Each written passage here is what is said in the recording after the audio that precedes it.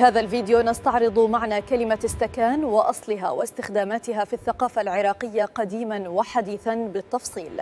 كلمة استكان تطلق في العراق على قدح زجاجي صغير مخصص لشرب الشاي حصرا يوميا. يرتبط الاستكان ارتباطا وثيقا بالثقافة العراقية وجلسات الشاي اليومية داخل البيوت والمقاهي الشعبية التقليدية. يتميز الاستكان بشكله الزجاجي الشفاف وحجمه الصغير الذي يساعد على إبقاء الشاي ساخنا أطول.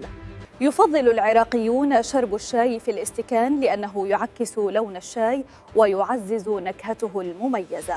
أصل كلمة استكان في العراق مرتبط بكلمة إنجليزي إيستيكان الذي وصفه العراقيون لاحقاً على قدح الشاي. دخلت كلمة استكان إلى اللهجة العراقية خلال فترة الوجود البريطاني في بدايات القرن العشرين مع انتشار ثقافة الشاي، غير أن بعض الباحثين يشككون في أصل إيستيكان ويعدونه تفسيراً شعبياً متأخراً لاسم استكان المتداول. يستعمل العراقيون أيضاً كلمة قدح أو استكانة للدلالة على كوب الشاي الصغير نفسه في أحاديثهم اليومية. يستخدم العراقيون الاستكان يوميا لشرب الشاي بالهيل، وهو جزء أساسي من الضيافة والمجلس التقليدي المعتاد. الاستكان جزء من العادات العراقية القديمة، يقدم في المجالس كرمز للضيافة والاحترام بين الأصدقاء والعائلة. الاستكان في العراق أصبح رمزاً للاجتماع والمناقشات الهادئة، يقدم على الطاولات الصغيرة في البيوت والمجالس الشعبية. استكانة مرادف استكان تستخدم أيضاً للإشارة إلى قدح صغير الشاي في البيوت العراقية القديمة والمجالس التقليدية.